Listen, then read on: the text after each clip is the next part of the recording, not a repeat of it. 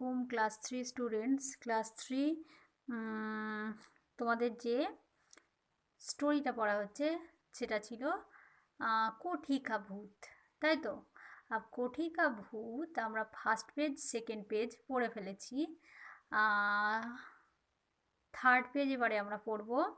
তো সেকেন্ড পেজে কি ছিল, শেঠজি তার বন্ধু স্বতন্ত্র কুমার যে ছিল একজন সায়েন্টিস্ট, তাকে গিয়ে তার প্রবলেমটা বললো যে কোঠিতে ভূত আছে এরকম ব্যাপার। সব শোনার পরে সে তো হেসেই পড়লো। হাসার পরে কি হলো, সে তার বন্ধুর সঙ্গে মানে শেঠজিকে বলল যে আমি পরের দিন যাব, গিয়ে দেখবো যে সেখানে কি আছে।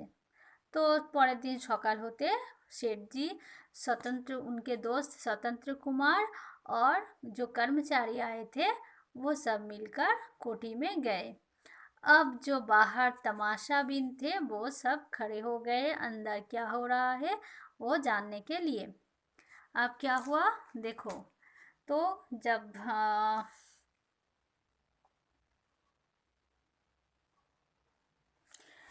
देखो कमल चंद ने स्वतंत्र कुमार के साथ जब अपने कोठी में गए तब क्या हुआ, स्वतंत्र कुमार कोठी में कदम रखा, टॉर्च जलाई गई। सहमे हुए कमलचंद, सहमे हुए माने कि जानो तो भय भय, तो सहमे हुए कमलचंद भी पीछे हो लिए मीन्स হচ্ছে कमलचंদের स्वतंत्र कुमारेर পিছন পিছন তিনিও যাচ্ছেন। तो एकाएक ऊपरी मंजिल पर उछलने कूदने और दौड़ने की आवाज़, आहट, आहट मीन्स होते चहलकदमी की, जैसे चलते समय पैर में से आवाज़ निकालती है, कुछ ऐसे ही जिसे कहते हैं आहट। आहट मीन्स की शब्द, आहट मिली जब वो लोग भीतर पहुँचे कोठी के अंदर।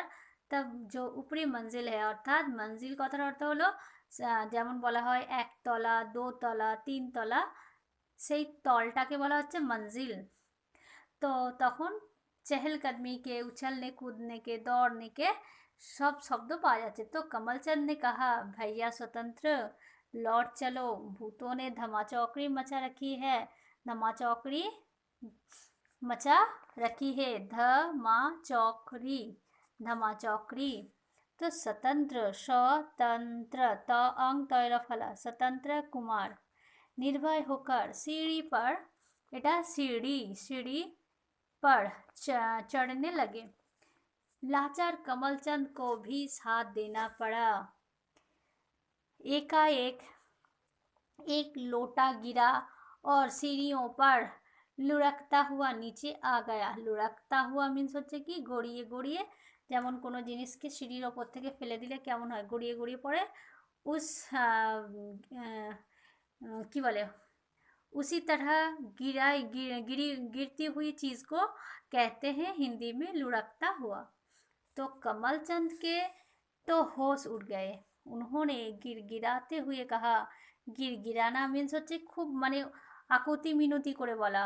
কি বললেন, मित्र स्वतंत्र भूत हमें चेतावनी दे रहे हैं। এটা কি চেতাও, তো একা ব আছে নয়, পেট কাটা নয়, তাহলে এর উচ্চারণ হবে ও, चेतावनी दे रहे हैं, है कि चलो लौट चले, आगे मत बढ़ो, आगे मत बढ़ो। स्वतंत्र ने उत्तर दिया तुम चाहो तो लौट जाओ, मैं तो ऊपर जाकर ही लौटूंगा। তো তুমি যেতে পারো, আমি কিন্তু ওপরে গিয়ে দেখতে চাই যে কি এমন শব্দটা হচ্ছে। এখানে গল্পে বুঝতে পারছি যে যিনি শেঠজি ছিলেন তিনি শুধু কথাতেই ভয় পেয়ে গেছেন যে ভূত আছে, তিনি কিন্তু সঠিক কি হয়েছে সেটা দেখতে চাইছেন না। যে বিজ্ঞানী ছিল তার বন্ধু, সে কিন্তু একদম সঠিক তথ্য না দেখে নিজের চোখে বিশ্বাস করতে চাইছিল না, তাই সে বলল যে আমি উপরে গিয়েই ছাড়বো। तो स्वतंत्र ने सारी सीढ़ियाँ चढ़ ली, चढ़ना मीन्स ऊपर उठा। तो सहमे सहमे कमलचंद भी ऊपर पहुंच गए।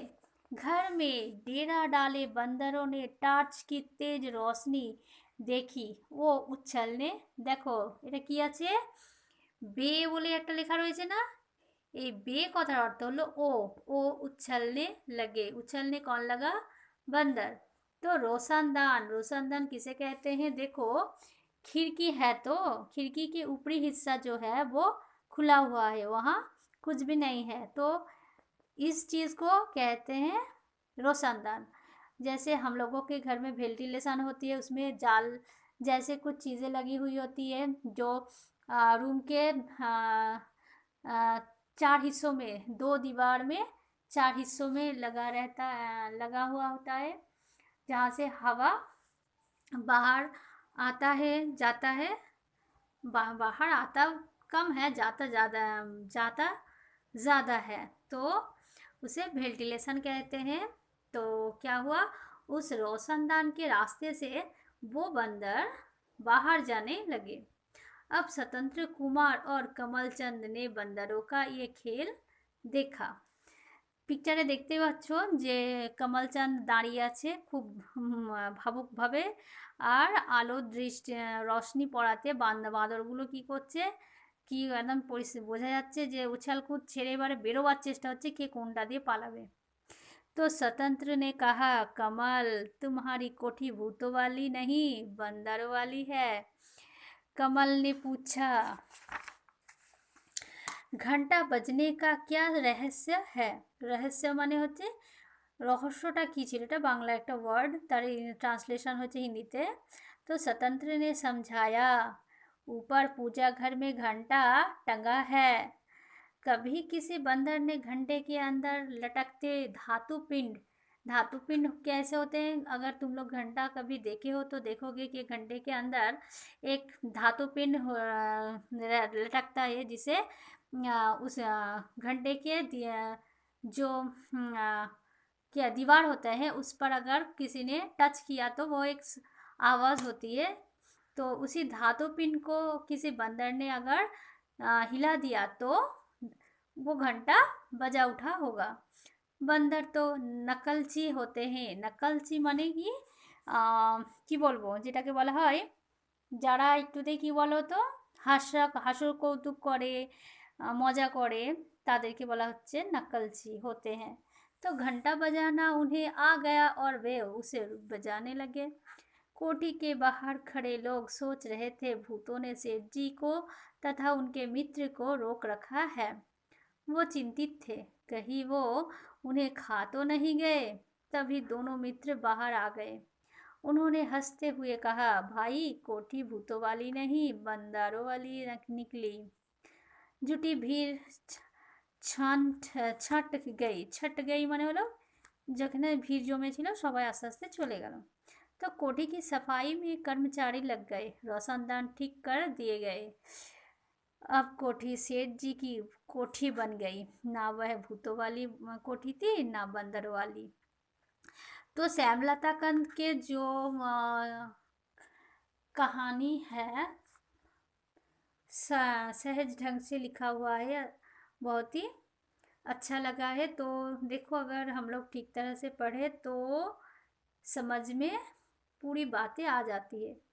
अगर ভিডিও को हम ভিডিওটা যদি মন দিয়ে দেখো তাহলে কি হবে বুঝতে পারবে যে স্টোরিটা আমাদের কাছে খুব সুন্দর, আর এর কোয়েশ্চেন আনসার দেওয়া কোনো কঠিন ব্যাপার না। শুধু একটাই করতে হবে, ভিডিওটা শুনবো, প্রোনাউন্সিয়েশন ওয়ার্ডগুলোর জানবো, শুনবো, যেটা প্রবলেম হবে ক্লাস টাইমে জানাবে। যে ওয়ার্ডের মিনিং জানার হবে, প্রোনাউন্সিয়েশনের প্রবলেম হবে, মার্ক করে রাখবে, ক্লাস টাইমে বলবে আমাকে। ক্লাসে তোমাদের এখন ক্লাস ওয়ার্ক দিচ্ছি, দেখো 2 এর দাগের এখানে দেখতে পাচ্ছ, सही शब्द चुनकर खाली स्थान को पूरा करो।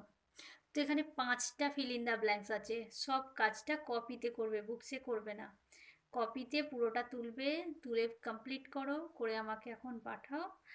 আর বাড়ির হোমওয়ার্কে দেখো এখানে 5টা কোয়েশ্চেন আছে, 5টার মধ্যে থেকে 2টো আজকে দিচ্ছি যেটা করতে হবে।